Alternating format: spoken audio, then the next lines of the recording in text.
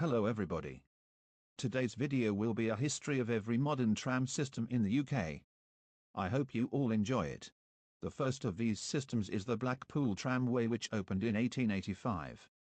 Whilst it did open then, because I have the attention span of a goldfish, we'll only be looking at the network after modernisation in 2012. This is how the network looked when the new Bombardier Flexity 2 trams were introduced. In 2024, the trams got extended from North Pier and Tower to Talbot Square, a one-way stop, and Blackpool North Station, which opened 4 years late. Typical. That same year, the Heritage Fleet was suspended until further notice, and to my knowledge, it hasn't reopened. Do let me know if I'm wrong. Anyways, that's it for the Blackpool trams. Fun fact, out of the 7 open systems in this video, I have rode them all, so I'll be ordering them from best to worst. Unfortunately, the Blackpool trams get 6th place, as there is really nothing special about them in my opinion. Still, not the worst. Next up we have the largest system in this video, the Manchester Metrolink. For the purpose of simplicity I've not detailed the individual routes. You can find these easily on the Transport for Greater Manchester website. Anyways, the first ideas for a metro system in Manchester were for a system linking Piccadilly and Victoria stations, and the system we got in 1992 did that just fine, and also goes out to Bury and Altrincham. An extension was built later on in the 20th century, initially terminating at Broadway in 1999. The line to Eccles was complete, ready for the new millennium.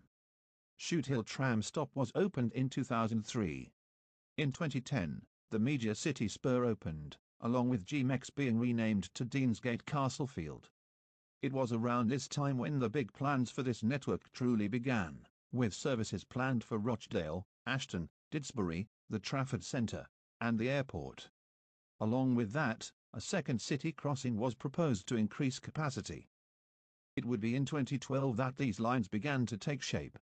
The Metrolink saw extension to Droylsden, Shaw, and St Werburgh's Road.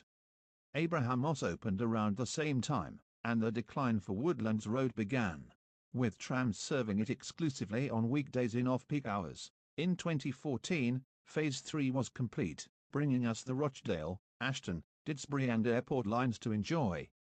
A few stops closed around this time also. Mosley Street would get the curtains on May 18, 2013 due to the fact that the new M5000 trams being introduced didn't have the retractable steps to use the stop, and with other stops nearby the decision was made not to upgrade it. Woodlands Road also closed in December 2013, and Queen's Road opened the next day to replace it alongside Abraham Moss. Victoria was also temporarily closed for renovation for most of 2014, and reopened in 2015. In 2017, the second city crossing opened. It provided additional capacity as it takes Didsbury to Rochdale trams away from the Delta Junction near Piccadilly, and opened a new stop at Exchange Square. In 2020, the Trafford Park line finally opened. It only took 27.5 years from when statutory approval was first given in November 1992 for it to actually open. The line ran from the Eccles line to the Inchew Trafford Centre as it was known back then. Also in 2020, there was this other small thing that happened called COVID-19. It affectionately caused the operators of the Trafford Centre, Inchew, to enter Inchew administration. Okay, that was a terrible joke, but the Trafford Centre was purchased by someone else, and the Inchew in the name was dropped to become the Trafford Centre, and in 2021 the tram stop was renamed to suit. And that now brings us up to date, with Barton Dock Road getting renamed to Trafford Palazzo, the name of the section of the Trafford Centre nearby, in late October 2025. In my opinion, despite being the largest system with good connectivity, it is the definition of a middle-of-the-road tram system, and that is why it goes slap bang in the middle at 4th place. The next system that we'll be looking at today is the South Yorkshire Super Tram. It opened in 1994 and the bulk of the network was done by the next year, with construction and opening happening over 8 sections. However, I'm currently in a rush to finish this video, so here's everything they built in 1994. As mentioned, by 1995 the bulk of the network was complete, and the designers could now sit back and enjoy a cup of Yorkshire tea whilst not having to worry about doing anything. That should be it, right? Wrong. Of course, things were never going to be this simple. In 2008, people were starting to have ideas for the UK's first tram train. 10 years later, it was finished. The tram train operates service between Cathedral and Meadowhall South, before leaving the tram tracks and joining national rail lines, then calling at Rotherham Central, and terminating a little further up at Parkgate. The tram train got off to a flying start, as one of the £4 million vehicles was crashed into by a small lorry jumping a red light on its first day. The lorry driver was fined £250 and given 3 points. And that now brings us to today. In 2026, a new stop is expected to open on the tram train section serving Magna Science Park. Personally, I think that this is how you should build a tram system. There probably are some problems that regular commuters might have. But I'm not one of them, and I quite like this tram system. The trams are nice, the connectivity is nice, plus they have tram trains. And that is why the South Yorkshire Super Tram gets first place in my ranking. Do let me know in the comments your ranking of these tram systems. Anyways, let's move on to the West Midlands Metro, which first opened in 1999 running between Wolverhampton St George's and Birmingham Snow Hill. In 2015, the trams were finally extended into the city of Birmingham itself. Snow Hill was closed and replaced with St Chad's and Bull Street stops. The next year, trams began to stop at Birmingham's main station, New Street.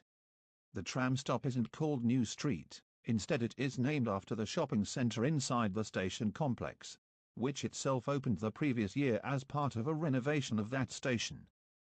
The trams continued to be extended, as in 2019 the line from Grand Central to Library was completed, with an intermediary stop at Town Hall. The section between Grand Central and Library, and later Edgbaston, was built without overhead wires to protect historic listed buildings from being surrounded by unsightly cables and infrastructure. Instead, trams use lithium-ion batteries which are charged in the overhead wire section of the line. In 2022, the aforementioned Edgbaston extension opened. Trams call at Brindley Place, then serve Five-Way Station, before making use of a special underpass for trams and buses only, before emerging and terminating at Edgbaston Village. Back on the other side of the network, in 2023, the Wolverhampton Station extension opened, with a stop at Piper's Row along the way. Wolverhampton St George's was closed at the same time, but was reopened in late 2025 to prepare for additional capacity for the East Side extension, which is on screen now. The section here, according to my sources as of December 23, 2025, is complete and testing but not yet open. There are many more plans for the East Side extension, and other extensions too, but I'll be covering those in a separate video, so stay tuned. Anyways, that's the West Midlands Metro. I quite like this tram system, it has good connectivity, and some decent trams. It takes the bronze medal position, but the next system we'll be covering is getting a medal for all the wrong reasons. That system is none other than the Croydon Tramlink. I was dreading having to do research into this, but luckily its history is very simple, with the network opening in the span of a month. The exception to this is Centrail Tram Stop, which opened in 2005 to serve a new shopping centre of the same name. In theory, this system really isn't that bad. It has good connectivity, reaching the London Underground at Wimbledon and stretching out to where said system will likely never go. But there are many glaring problems with this system. For a start, I said earlier how I hated researching this system. Well, if you were born before 2016, then you may very well know what I'm talking about, but for those who have been living under a rock, let me tell you. In 2016, a tram driver lost his awareness at the controls of a tram, whether it was sleep deprivation, the wrong mushrooms, or a pint at the pub, I'm not sure, and I'm also not about to look into this incident further. I'm just using pure muscle memory. Anyways, at a sharp corner marked on a map restricted to around 12.5 miles per hour, he went about 30 miles per hour over the speed limit, and unsurprisingly, the tram derailed. Sadly, About 6 people died. Again, I'm not going to research this incident to find the exact number, and many more were injured. For me, it's not the actual incident that haunts me, but rather the image associated with it. If you look on the Wikipedia page you can easily find it, but it is quite harrowing, so take caution when viewing if you are sensitive to things like that. Also, during my experience with the Croydon trams, there were lots of delays. The tram's information systems didn't work, the trams themselves looked like they want to crash, and not to mention Croydon. I'm going to stop there as I don't want to start a civil war, and it also needs little explanation that this system goes in last place. Let's go back to some actually good tram systems now, with the last tram system to open in England, the Nottingham Express Transit. It opened in 2004 with 23 stops. Starting at Station Street, 2 tram lines would make their way north through the city, before splitting up and making their way to Hucknall and Phoenix Park. The history for this system is also quite simple, and is finished in 2015 with Phase 2 opening between the City and Towton Lane, and between the City and Clifton South. Station Street was closed in favour of Nottingham Station, and today Station Street stands as the only abandoned stop on the network. This tram system wins some nostalgia points for me, and got me into trams and trains. It has good reach, it's not too big but not too small, and the trams used are very nice. Of the 2 spots left on the leaderboard, the Nottingham Express Transit goes in second place, and that now leaves us with one system, the Edinburgh trams. It opened in 2014 after heavy delays and threats of cancellation. There was a much larger system planned for Edinburgh, but instead they went with a smaller system between Edinburgh Airport and York Place with 16 stops. In 2023, they did build some of the original system planned with the New Haven extension. This brought the total stops up to 23. York Place was closed and replaced by Piccadilly Place, creating another situation where the line was extended and the former terminus was closed. It's possible that some more of the original plan may now be carried out. There is only one spot left for the Edinburgh trams, and that is 5th place. The trams are okay and the system reach is good, but the ridiculous cost to ride between Ingliston and the airport sets this system down a few notches. And that now gives us our final ranking. South Yorkshire's Super Tram proves itself to be its namesake, with the Nottingham Express Transit and West Midlands Metro taking the other medal spots.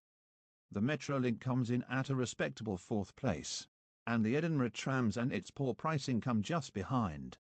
Finally, bringing up the rear are the Blackpool Tramway and Tramlink. That's it for this video. Join me next time when we take a look at what's in store for the future of UK trams. Until then, don't forget to like and subscribe. Have a very Merry Christmas, and a Happy New Year. Goodbye.